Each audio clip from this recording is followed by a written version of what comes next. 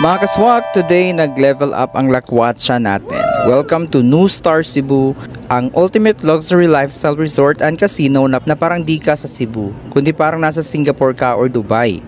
Pagpasok mo pa lang, mapapahinto ka talaga kasi ang ambience social, ang ilaw aesthetic, at ang vibe parang di ka pwedeng mag-say ng char. New Star isn't your ordinary mall. It's a world-class resort complex with a mall, casino, hotel, and even a convention center. Lahat nandito, pati yung tanong na, kaya ko ba ang presyo? Pero mga kaswak, don't worry, may pangmasa din kahit pang mayaman ang itsura. Pwede ka magtingin-tingin, mag-picture-picture at mag-pretend na ikaw ay mayaman for the day, kahit hindi. Food trip, meron din mga kaswak. From fine dining to chill cafe vibes, pwede ka mag-date kahit solo, basta masarap ang food. Kasi minsan, yung comfort food ang tunay na loyal sa'yo. And don't forget to check the outdoor areas.